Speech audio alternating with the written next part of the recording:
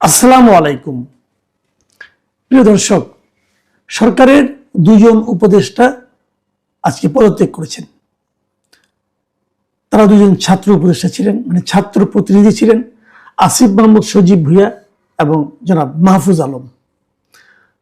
তারা পদত্যাগ করবেন এটা শোনা যাচ্ছিল এই কারণে যে প্রধান নির্বাচন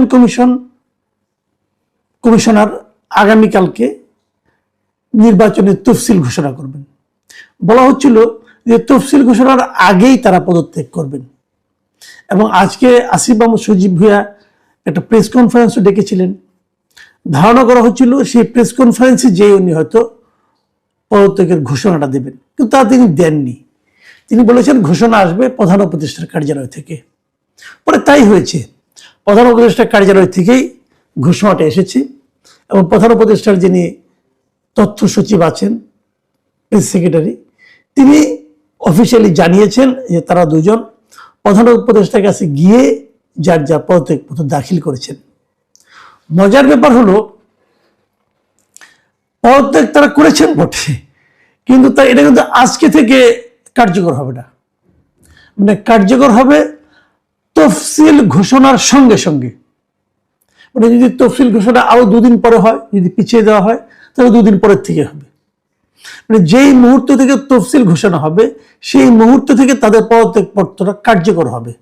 আমি এই জিনিসটা বুঝলামই না। ভাই, উনি পদত্যাগ করছেন, শেষ, পদত্যাগপত্র গ্রহণ হয়ে গেছে, শেষ, তাহলে তফসিল ঘোষণা পর্যন্ত ওয়েট করতে হবে কেন? এর কারণটা কি? তার মানে ওনারা কালকেও অফিস করবেন, কালকেও দু একটা ফাইলে সিগনেচার করবেন এবং তফসিল ঘোষণা হবে কালকে সন্ধ্যায়, তার পরশুদিন তারা অফিস হয়তো করবেন না। তফসিল ঘোষণা একদিকে হতে থাকবে, আরেক দিয়ে তারা ফাইলে সিগনেচার করে থাকবেন। বাংলাদেশে কিন্তু ফাইলে সিগনেচার করাটা মারাত্মক একটা মানে ইম্পর্টেন্ট কাজ। অনেক ফাইল তারা সিগনেচার করবেন, দেশের উন্নতিতে বিশাল ভূমিকা রাখবেন তারা।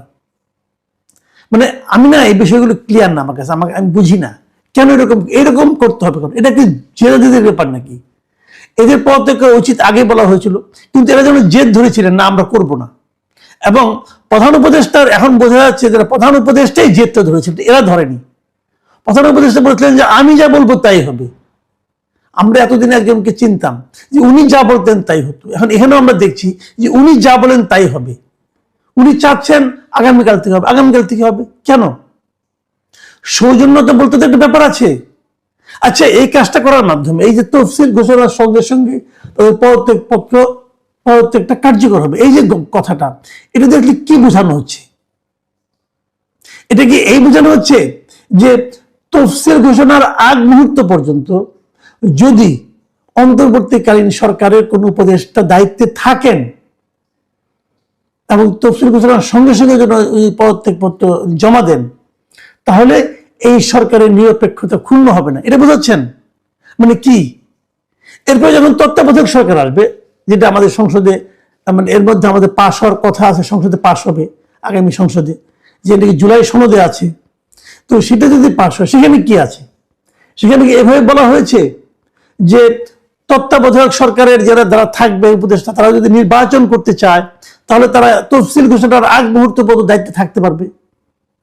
তাহলে তত্ত্বাবধায়ক সরকারের যে মূল যে বিষয়টা, মূল যে নীতিমালাটা, মূল যে বক্তব্যটা, সেটা কি?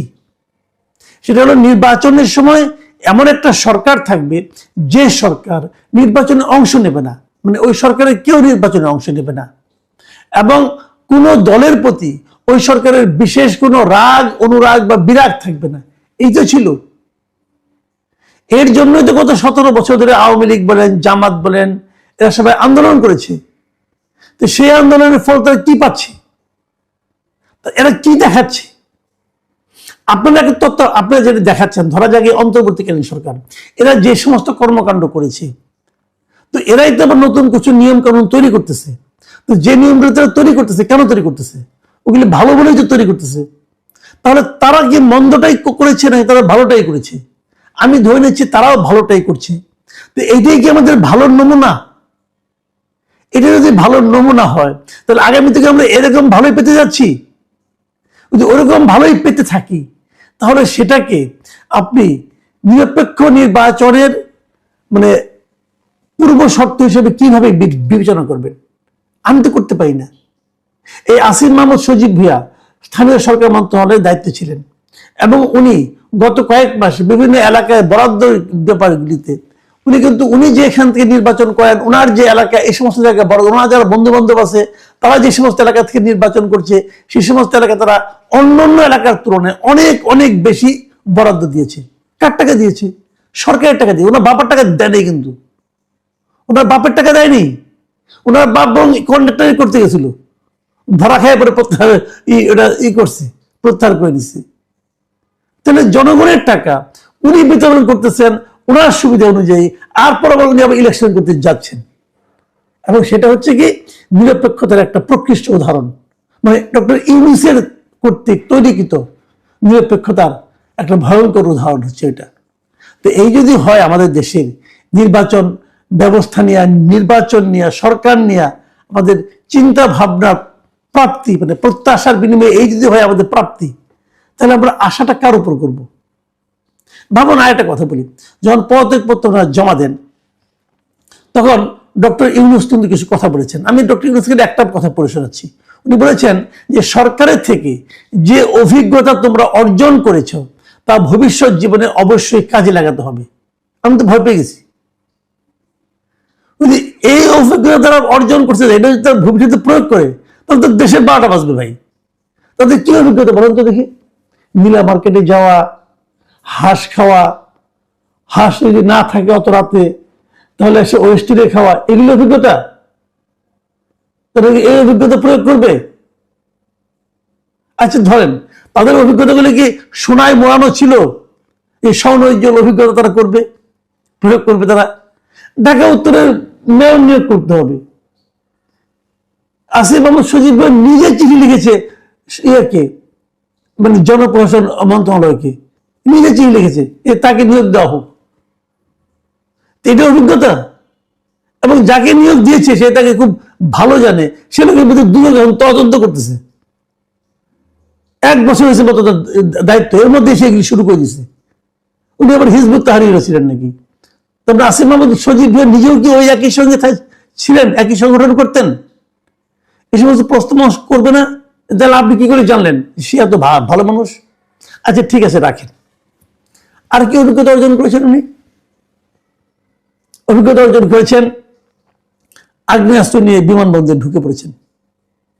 ভালো কাজ ছিল, বলছে ভুল হয়ে গেছে। স্বরাষ্ট্র উপদেষ্টা বলে এরকম ভুল হয়েই থাকে, যে বলে চশমা নিয়ে ভুলে ঢুকে পড়ে, এইভাবে সে নাকি অস্ত্র নিয়ে ঢুকে পড়ছে। অস্ত্র মানে গুলি নিয়ে ঢুকে পড়ছে, এবং গুলি কিন্তু আগ্নেয়াস্ত্রের অংশ, ঢুকে পড়ছে। এই অভিজ্ঞতা। আচ্ছা এই সমস্ত অভিজ্ঞতার বিপরীতে আমার একটা প্রশ্ন মনের মধ্যে খুব জাগছে, আমি এটা প্রশ্নটা করতে চাই আপনাদেরকে। আসিফ মাহমুদ সজীব ভুঁইয়া যখন অস্ত্র দুটো অস্ত্র নতুন লাইসেন্স দিয়েছেন, তখন তো উনি একটা বিশেষ বিবেচনা লাইসেন্সটা পেয়েছেন। কি বিবেচনায়? যে উনি মন্ত্রীর পদমর্যাদা একজন ব্যক্তি, এই জন্য। আচ্ছা অস্ত্র দুটো এখন কোথায়? যেই মাত্র সে কালকে পদত্যাগ করবেন, তারপরে অস্ত্রগুলির কি হবে? এগুলিকে উনি সরকারকে জমা দিয়ে দেবেন? এই অস্ত্রগুলি কি উনি নিজের টাকায় কিনেছিলেন নাকি সরকার কিনেছিল? যদি নিজের টাকায় কিনে থাকেন, এই টাকা উনি কোথায় পেলেন? দুটো অস্ত্রের দাম কত ছিল? ওনার ইনকাম কত ছিল? আয় কত ছিল? এই সমস্ত প্রশ্ন কিন্তু আমরা করছি, উঠবে না, আমি এখনই করছি।